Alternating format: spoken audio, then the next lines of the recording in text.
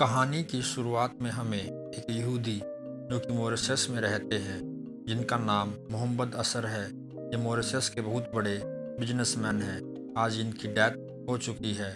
Media भी reporting के लिए आती है। तभी वहाँ पर उसके घर में एक एंटीक का छोटा सा दुकानदार आता है। ये पुरानी चीज़ों को खरीदता है। ये मोहम्मद असर के घर पर पुरानी छोटी तिजोरी देखता है।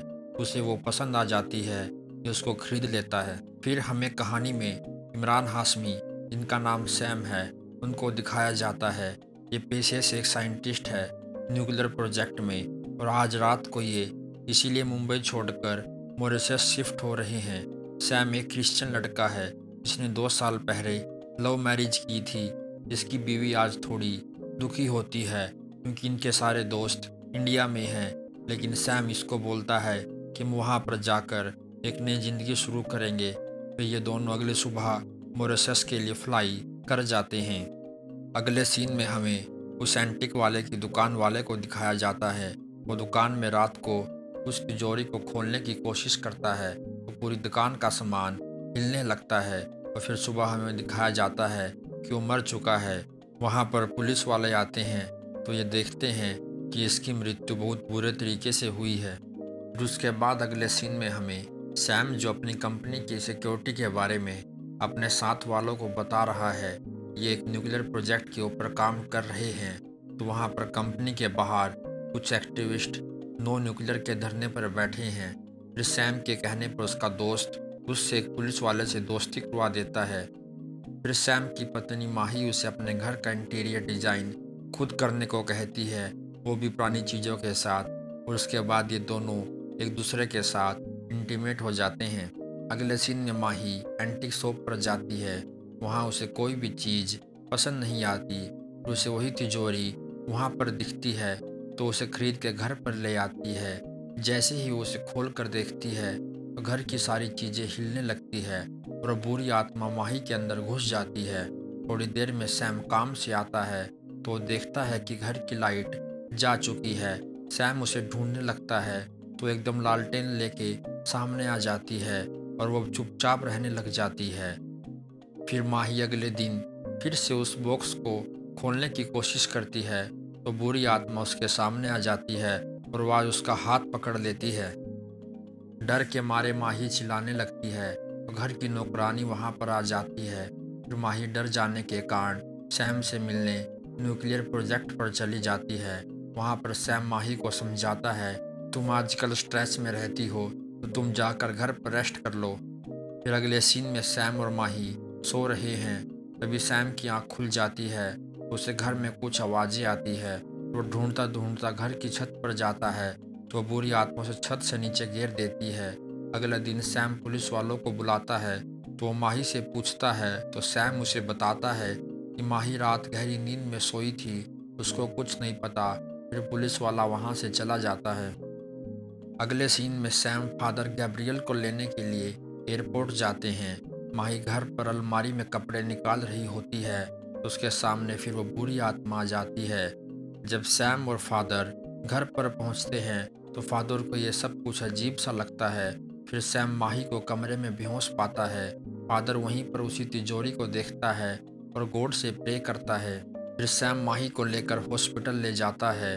वहाँ पर फादर सैम को बताता है कि वो तिजोरी एक टैबूक है और माही ने ये तिजोरी खोली है तो शायद उसके अंदर आत्मा आ चुकी है। फिर फादर उस तिजोरी पर लिखे शब्दों को पढ़वाने के लिए अपने दोस्त के पास भेजता है। वो दोस्त एक आदमी का नंबर फादर को देता है। ये आदमी उस तिजोरी के बारे में सैम की हेल्प कर सकता है। फिर सैम फादर के कहने पर उस आदमी से मिलने जाता है।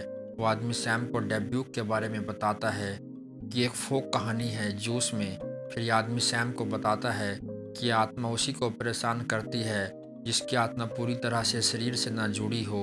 और यह आदमी बताता है कि तुम बिल्कुल सेफ हो, कि तुम्हारे साथ ऐसा कुछ नहीं है। फिर सैम के पास माही का कॉल आता है जो उसको इस बात की खुशी देती है कि मैं पेट से हूँ। और ये आदमी फिर सैम को बताता है कि जो औरत पेट से हो तो ये उस नवजात शिशु के अंदर भी जा सकती है। सैम का शक यकीन में बदल जाता है कि उसकी पत्नी के अंदर बुरी आत्मा है और ये आदमी सैम की कुछ हेल्प नहीं कर पाता क्योंकि अगले दिन मर जाता है। फिर सैम उस आदमी के लड़के जिसका नाम मार्कस है वो सैम से बोलता है कि जब तक हमें तुम्हारे पत्नी के पेट में लड़का है या लड़की है तब तक नहीं पता चलेगा, हम केवल इस बात का इंतज़ार कर सकते हैं। फिर कुछ दिन ऐसे ही बीत जाते हैं और मार्कस भी इस तिजोरी के बारे में अपनी स्टडी करता रहता है। फिर रात को एक दिन सैम को कांच टूटने की आवाज़ आती है तो वो देखता है कि माही उसके पास नहीं है। वो घर में उसे ढूंढता है तो वो नहीं मिलती, तो वो माही को घर से बाहर देखता है और उसका पीछा करने लगता है। तो वो दोनों एक सुनसान सड़क पर चले जाते हैं, लेकिन माही उसके कहने पर नहीं रुकती। माही सड़क पर चली जाती है तो वहाँ पर मार्कस आ जाता है, तो वो कुछ मंत्र पढ़ता है, उसको वहीं पर बेहोश कर देता है और उसकी तबीयत खराब हो जाती है। रात को मार्कस सैम से कहता है कि कल हमें उस एंटीक शॉप पर जाना होगा और हम यहूदी के घर पर भी जाएंगे। वहाँ पर जाकर मार्कस को एक बुक मिलती है, वो उस बुक को पढ़ने लगता है तो उसे पता चलता है कि गांव में 1961 में एक लड़का जिसका नाम इजरा था, जो याकूब का बेटा था, जिसकी डेथ फिल्म की स्टार्टिंग में हुई थी। याकूब एक अमीर बिजनेसमैन था। याकूब का बेटा इजरा नोरा से बहुत प्यार करता था।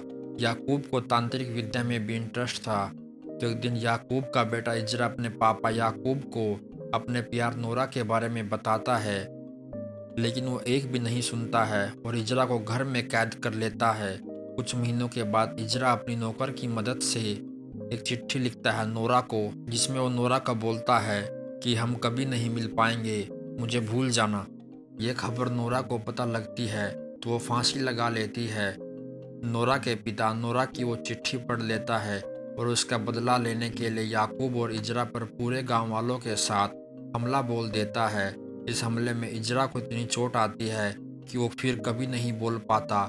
इस बात का बदला लेने के लिए याकूब अपने बेटे की आत्मा को तांत्रिक विद्या से एक तिजोरी में कैद कर लेता है और वो ये श्राप देता है कि जब तक गांव का आखिरी आदमी नहीं मरेगा तब तक ये डैब्यूक ऐसे आदमी को काबू करेगा जो उस पूरे गांव को तबाह कर देगा। मार्कस को ये सारी बातें उस बुक से पता लगती है और फिर मार्कस घर पर आकर फादर गैब्रियल को ये सारी बातें बता देता है। फिर अगले दिन वो पुलिस वाला सैम से मिलने के लिए घर आता है तो उसे वो तिजोरी वहीं मिलती है। वो सैम से बताता है कि इस घर में तिजोरी का होना जो उस एंटीक शॉप में थी वो तुम्हारा छत से गिरना। सैम इस बात का कोई जवाब नहीं देता है। तो तभी वहाँ पर फादर गैब्रियल आ जाते हैं। फिर वहाँ पर फादर गैब्रियल आ जाते हैं और सैम वहाँ से चला जाता है। फिर फादर पुलिस वाले को सारी बातें बता देता है डैब्यूक के बारे में। ये दोनों बातें ही कर रहे होते हैं कि तभी मार्कस भी वहीं आ जाता है। मार्कस पुलिस वाले को बोलता है कि मुझे इस आत्मा को भगाने के लिए 10 यहूदियों की ज़रूरत पड़ेगी। ये तीनों एक प्लान बनाते हैं। फिर अगले सीन में सैम को न्यूक्लियर कंपनी में दिखाया जाता है, जहाँ पर आज सैम तबाही करने के लिए आया है न्यूक्लियर कंपनी में। फिर अगले सीन में हमें सैम को न्यूक्लियर कंपनी में दिखाया जाता है कि न्यूक्लियर कंपनी में आज तबाही करने के लिए आया है ताकि सारा शहर जल जाए। लेकिन तभी वहाँ पर पुलिस वाला आकर उसको एक छड़ी से बेहोश कर देता है। अगले सीन में सैम को दिखाया जाता है जिसको कुर्सी से बांध रखा है। वहाँ पर सभी होते हैं।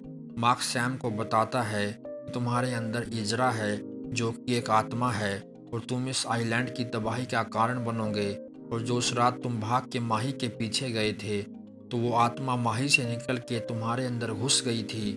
उसी रात जब मैंने माही को बेहोश किया था तो वो आवाज़ तुम्हारे अंदर से आ रही थी और ये आत्मा तुम्हारे अंदर इसलिए घुसी है क्योंकि तुम कुछ देर में इस पूरे आइलैंड को तबाह कर सकते हो। और मेरे कहने पर ही माही ने भी आत्मा वाला नाटक किया था ताकि हम तुमको बंदी बना सके। फिर वो आत्मा फिर से सैम के अंदर आ जाती है, उसकी शक्ल पलट जाती है। फिर मार्कस माही और फादर को बोलता है कि आप तिजोरी के अंदर वो चीज़ डालिए जो सैम को आपसे जोड़ती है। माही तिजोरी में शादी करने वाली अंगूठी डाल देती है।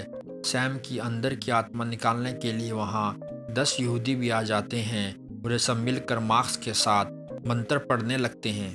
तो सैम की आत्मा उन सब मंत्र पढ़ने वाले को बेहोश कर देती है और वो माही का गला भी दबा देती है, उसको हवा में उठा लेती है।